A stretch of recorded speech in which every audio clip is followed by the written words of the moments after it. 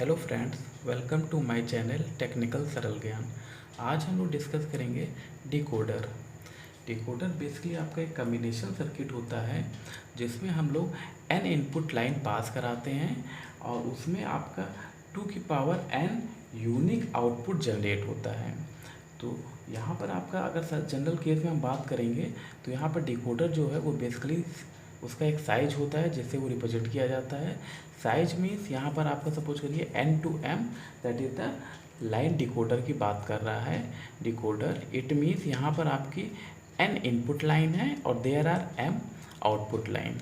यहाँ पर सिंपल सा होता है, अगर आपकी n इनपुट लाइन हम पास करा रहे होंगे तो आपका 2 की पावर n आउटपुट जनरेट हो रहा होगा in case of the decoder. वो आपका उसी के अकॉर्डिंग चेंज होता रहता है कि वैल्यू हम चेंज करेंगे तो उसके अकॉर्डिंग आउटपुट भी चेंज होता रहेगा। तो यहाँ पर अगर डिकोडर का सिंपल हम ब्लॉक डायग्राम की बात करेंगे तो इस टाइप का ब्लॉक डायग्राम होता है। यहाँ पर अगर हम सपोज करिए यहाँ पर हम 2x4 डिकोडर की बात कर रहे हैं, इट मीन्स n की वैल्यू हमने 2 ले ली है।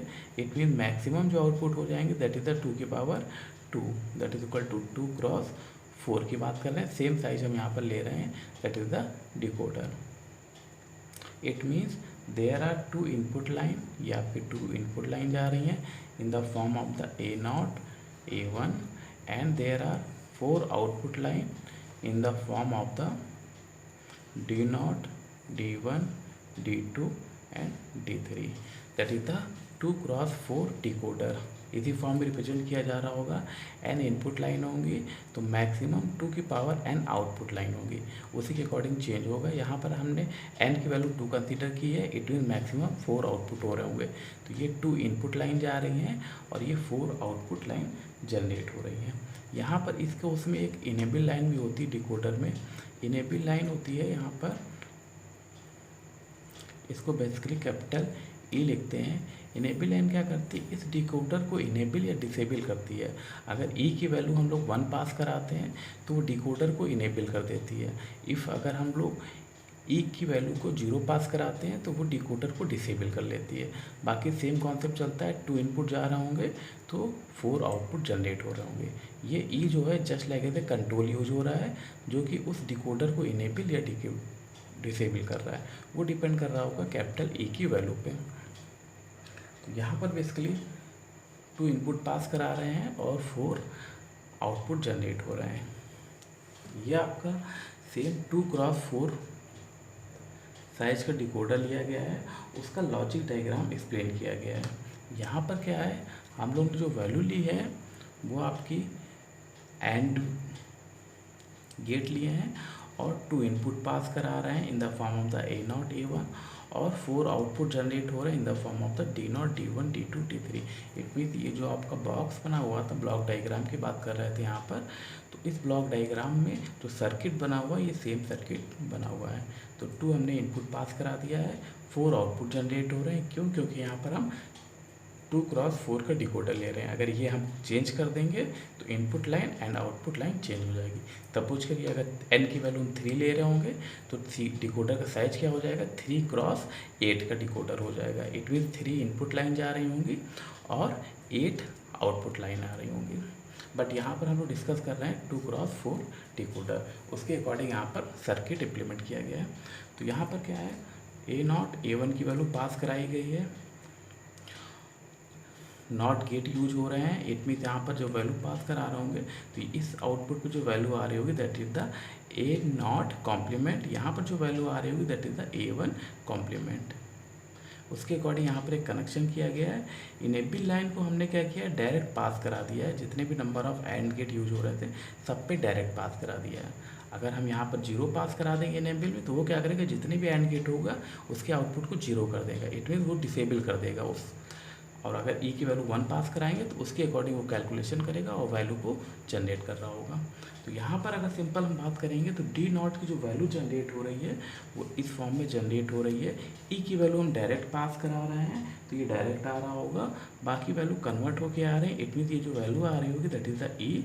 और नेक्स्ट जो इस वाले गेट में वैल्यू आ रही है A0 का कॉम्प्लीमेंट, A1 का कॉम्प्लीमेंट।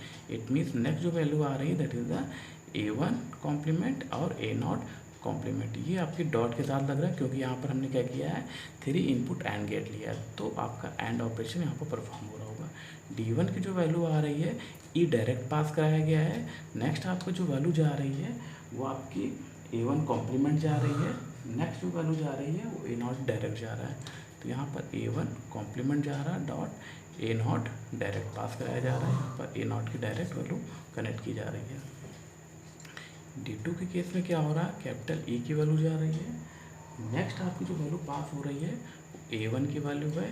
नेक्स्ट आपकी जो वैल्यू जा रही है दैट इज A0 कॉम्प्लीमेंट की वैल्यू है। लास्ट वाले केस में जो वैल्यू आ रही है वो A0 डायरेक्ट आ रहा है, A1 की वैल्यू डायरेक्ट जा रही है और कैपिटल E की वैल्यू जनरेट हो रही है। तो यहाँ पर E dot A1 dot A0 की वैल्यू डायरेक्ट जनरेट हो रही है। तो यहाँ पर इस फॉर्म में आउटपुट जनरेट हो रहा होगा, यहाँ हम वैल्यू पास कराएंगे, उसके according D0, D1, D2 and D3 की वैल्यू जनरेट हो रही होगी। तो ये आपका बेसिकली डिकोडर था। इसकी फंक्शन टेबल की बात करेंगे या ट्रूथ टेबल की बात करेंगे तो वहाँ पर इसके अकॉर्डिंग ऑपरेशन परफॉर्म होता है।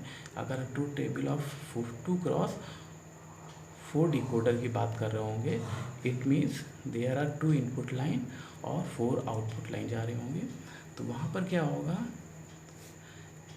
वैल्यू कंसीडर होंगी ई की वैल्यू, ये इनेबल लाइन है।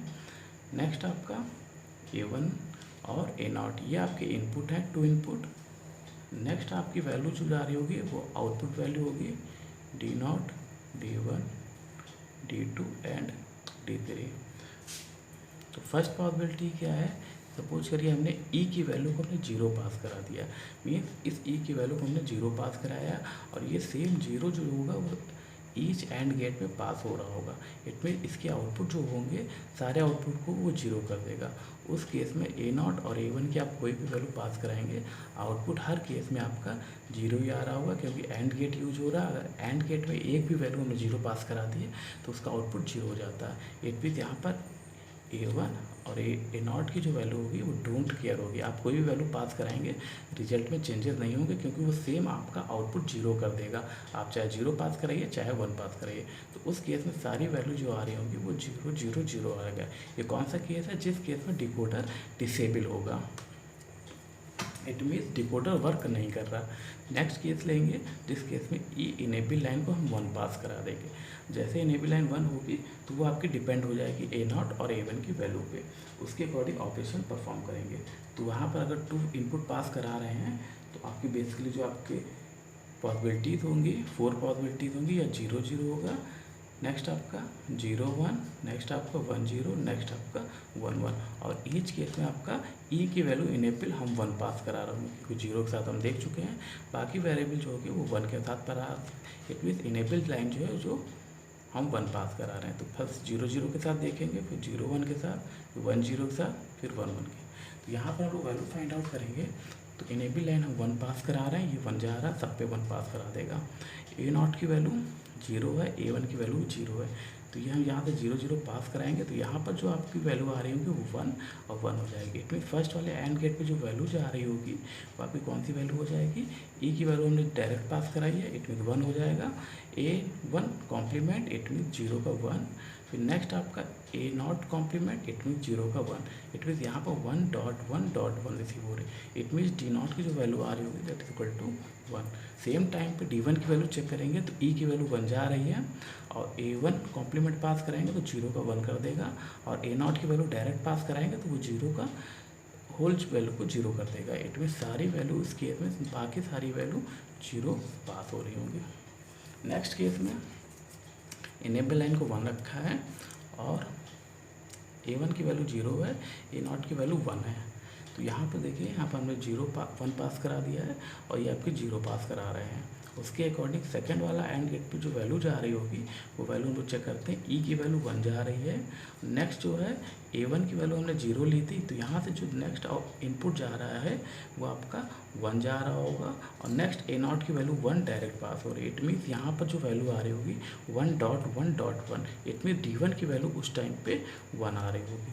बाकी रिमेनिंग वैल्यू देखिए चेक करिए, वो 0 आ रही होगी, कॉम्प्लीमेंट निकाल रहे होंगे तो यहाँ पर वो 1 आएगी, बाकी सारी वैल्यू 0 जा रही होगी। सेम इसी तरह हम लोग वैल्यू फिर से चेक करेंगे। तो इस टाइम पे क्या होगा, C2 पे जो वैल्यू जा रही होगी 10 पे C2 की वैल्यू D2 की वैल्यू जो जा रही होगी वो आपकी फाइनल वैल्यू जनरेट कर रहा होगा इन the form of the 0 1 0 0। It means D0 की वैल्यू इस टाइम पे 0 है, D1 की वैल्यू 0 है, D2 की वैल्यू भी 1 है और D3 की वैल्यू 0 है। लास्ट वाले केस में D3 की वैल्यू 1 हो जाएगी, बाकी सारी वैल्यू 0 पास हो रही होगी। तो ये बेसिकली 2x4 डिकोडर की ट्रूथ टेबल है या फिर फंक्शन टेबल है, जिसमें इनेबल लाइन पास करा रहे हैं और 2 इनपुट पास करा रहे हैं और 4 आउटपुट आपके जनरेट हो रहे हैं। तो बेसिकली क्या होता है, यहाँ पर आपका जो 1 की वैल्यू आ रही है आप देख सकते हैं डायगोनल फॉर्म में वैल्यू जनरेट होती है डिकोडर में। बाकी रिमेनिंग बुट जो होती है वो आपकी 0 पास कराती हैं।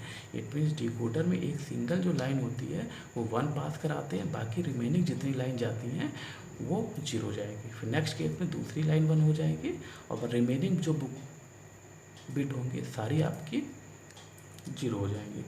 तो ये आपका बेसिक कॉन्सेप्ट था डिकोडर का कि आपका डिकोडर वर्क कैसे करता है, किसके अकॉर्डिंग ऑपरेशन परफॉर्म करता है। Thanks for watching my video.